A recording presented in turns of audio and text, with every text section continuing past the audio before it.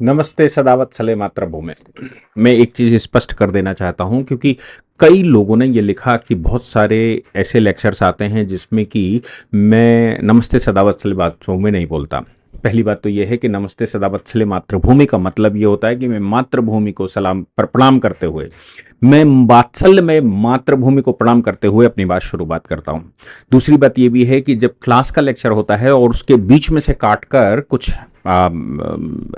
YouTube पर, Insta पर या किसी पर डाला जाता है तो फिर उसमें ये कहना संभव नहीं होता। लेकिन जब मैं अपने स्टूडेंट्स को अपडेट करने के लिए कोई बात कहता हूं ताकि उनकी लीगल नॉलेज बढ़े, उनका लीगल सोचने का तरीका बदले, तो फिर हम शुरुआत करते हैं नमस्ते सदावत सले मातृभूमि से। क्यों? क्योंकि वो 10, 12, 15 मिनट का कोई एक गैप होता है। खैर, हम लोग यहां बात करने जा रहे हैं कर्नाटका हाईकोर्ट की। कर्नाटका हाईकोर्ट ने एक शब्द का इस्तेमाल किया। उन्होंने कहा कि 14 वर्ष के वनवास के बाद आए हो क्या? भगवान राम ने 14 वर्ष के वनवास की क्या तुमको क्यों क्षमा कर दिया जाए, तुम्हारी क्यों पिटीशन सुन ली जाए? अब ये बात नेगेटिव पॉजिटिव दोनों सेंसेस में ली जा सकती है। जो नेगेटिव लेंगे वो कहेंगे राम को क्यों कॉल किया, लेकिन पॉजिटिव बात यह है कि भगवान राम देश की नस नस में बसे हुए हैं। अभी दीक्षा भूमि में कार्यक्रम चल रहा है इस समय, दीक्षा भूमि नागपुर में वो उत्सव चल रहा है। लेकिन दीक्षा भूमि पर जाने वाले कई एक लोग जिनसे मेरा संपर्क हुआ, अगर उनको राम राम बोलो तो मुंह से सहजता ही राम राम निकलता है। कहीं भी किसी भी स्टेज पर, सुबह मॉर्निंग वॉक पर जाते हैं, कुछ लोग ऐसे हमको मिलते हैं जो कहते हैं मैं बौद्ध हूं, लेकिन उनसे मैं तो राम राम ही करता हूं, मेरा तो स्वभाव है राम राम करने का, मैं सबसे राम राम करता हूं। यहां तक कि अगर कभी लोअर कोर्ट में चला जाए, वैसे जनरली मैं बहुत वर्षों से लोअर कोर्ट में नहीं गया, हाई कोर्ट में भी नहीं गया, मैं केवल सुप्रीम कोर्ट में ही जाता हूं, तो अगर गलती से किसी कोर्ट में चले गए तो मैं राम राम कर ही लेता हूं। और चाहे कोई एडवोकेट हो, चाहे कोई कितना बड़ा आदमी हो, चाहे वो किसी मजहब को स्वीकार करता हो, किसी मजहब में वो जाकर बदल गया हो, मैं राम राम ही करता हूं। ये स्वभाव है, राम राम स्वभाव। अब कोर्ट जब सुन रही थी, सुनवाई कर रही थी, तो हमको सबको याद होगा कि अयोध्या की वर्डिक्ट में भगवान ये कहा गया था कि ये डिस्प्यूट उतना ही पुराना है, भगवान के एग्जिस्टेंस की ये जो अयोध्या का डिस्प्यूट है उतना ही पुराना है जितना भगवान राम, यानी कि बहुत पुराने डिस्प्यूट हैं। लेकिन मैं मानता हूं कि कोर्ट के मुंह से सहजता ही निकला होगा। जैसे उस दिन ऑनरेबल जस्टिस BR गवई, उन्होंने स्टेटमेंट दे दिया, और उन्होंने स्टेटमेंट दे दिया कि भाई लॉर्ड विष्णु के तुम बहुत बड़े भक्त हो, तो लॉर्ड विष्णु ही कुछ कर सकते हैं। अब लॉर्ड विष्णु, भगवान विष्णु ही कुछ कर सकते हैं, ऐसा एक सामान्य वे में मुंह से निकल जाता है कि भाई अब भगवान ही कुछ कर सकते हैं, मेरे पास पावर नहीं। सुप्रीम कोर्ट ने यह कहा था मेरे पास पावर नहीं है, ये तो आपको ASI के पास जाना चाहिए, ASI के संरक्षण में है। पहले ASI का अपना एक ट्रिब्यूनल है, उस ट्रिब्यूनल में जाओ, उसके बाद यहां पर आते हैं। लेकिन मैं नहीं कर सकता क्योंकि मेरे पास सीधी पावर नहीं है। इसलिए बहुत ज्यादा जब इंसिस्ट किया सामने वाले ने, तो उन्होंने कहा कि फिर भगवान विष्णु ही कुछ कर सकते हैं, भगवान विष्णु की तुम बड़े भक्त हो। अब ये नेगेटिव पॉजिटिव दोनों सेंसेस में लिया जा सकता है। कुछ लोगों ने इसको नेगेटिव लिया, कुछ लोगों ने कहा कि भगवान विष्णु के लिए, क्योंकि ये कोर्ट का मानना, अब उस पर ऑनरेबल जस्टिस मसी, ऑनरेबल जस्टिस BR गवई दोनों, चूंकि ऑनरेबल जस्टिस BR गवई तो बौद्ध हैं और हिंदुओं का ही एक आउटफिट है, ऑनरेबल जस्टिस मसी वो तो दूसरे रिलीजन को फॉलो कर चुके हैं। ऑनरेबल जस्टिस BR गवई के बारे में एक बात और मुझे अभी पता लगा कि वो ज्योतिर्लिंगों के दर्शन करने के लिए गए, वहां पर उन्होंने हवन यज्ञ भी करवाया था। चीफ जस्टिस बनने से काफी पहले पूरे परिवार सहित वो वहां पर जाकर, देवघर में ऐसा कहा गया कि देवघर में जाकर उन्होंने भगवान का पूरा अभिषेक करवाया, या जो भी वहां पर हुआ वो करवाया।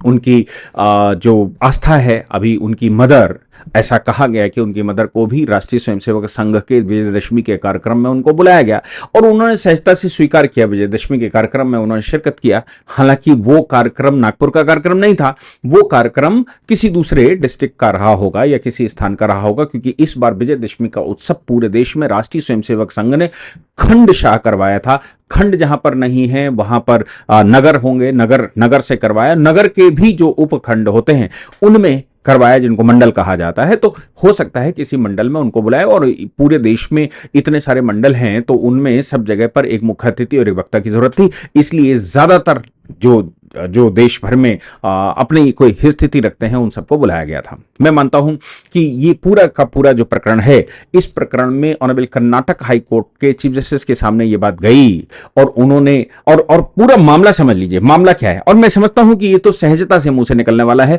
क्योंकि 14 वर्ष भगवान राम के वनवास को सबको याद है, सबके दिल में राम है, इसलिए वो पीड़ा है कि 14 वर्ष उन्होंने वनवास झेला, इसके बाद वो आ जाए। तो ये जो लिमिटेशन पीरियड है, जो लिमिटेशन का मतलब होता है कि कोर्ट के अंदर अगर कोई मुकदमा हमने फाइल किया है तो उस मुकदमे की अपनी एक लिमिटेशन होती है। उस लिमिटेशन का मतलब होता है कितने दिन के डिस्प्यूट क्रिएट होने के कितने दिन के अंदर आप कोर्ट आ सकते हैं। ऐसा नहीं है कि आप 200 साल बाद चले आएंगे, 100 साल बाद चले आएंगे, 25 साल बाद चले आएंगे, 50 साल बाद चले आएंगे। उसका अपना एक कानून है कि आप कब कोर्ट को एक्सेस कर सकते हैं। खासतौर से सिविल के मैटर में, क्रिमिनल मैटर्स में तो मैं मानता हूं कि जो बड़े केसेस होते हैं वो कभी भी ओपन हो जाते हैं, लेकिन सिविल केसेस में वो मैटर ओपन नहीं हो पाते।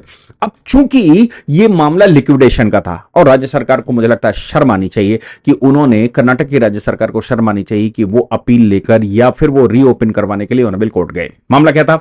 मैसूर किर्लोस्कर लिमिटेड का लिक्विडेशन हुआ। लिक्विडेशन हम उसको कहते हैं जब कंपनी बस्ट हो जाती है, उसके खर्चे ज्यादा हो जाते हैं, उसका मैनेज एसेट कम रह जाते हैं, उसकी देनदारियां ज्यादा होती हैं और कंपनी तब कहती है कि भाई हम इंसॉल्वेंट हो गए हैं, इस कंपनी को लिक्विडेट कर दिया जाए, अब हम उसको चला नहीं पा रहे हैं। कर्नाटक हाई कोर्ट ने, जो कि कंपनी लॉ का ट्रिब्यूनल भी है और सब सिस्टम से आए होंगे, कर्नाटक हाई कोर्ट ने 2010 में मैसूर किर्लोस्कर पूरी नहीं, किर्लोस्कर बहुत बड़ी, किर्लोस्कर ग्रुप बहुत बड़ा ग्रुप है, मैसूर किर्लोस्कर को लिक्विडेशन में करने के लिए कह दिया कि उसका भाई उसको खत्म किया जाए और उसको खत्म करके जिसकी जो देनदारियां हैं, जो सैलरियां लोगों की बाकी हैं, जिनकी देनदारियां बाकी हैं, जिनके और इनको इसको सेल करके और वो पैसा उनका निपटा दिया जाए। गरीब आदमी को पैसा मिलना चाहिए, उसकी सैलरियां मिलनी चाहिए, उसकी जो डिमांड है, जो उसकी रिक्वायरमेंट है, जो कंपनी को देना था, जो नहीं दे पा रही है, वो सब कंपनी देगी।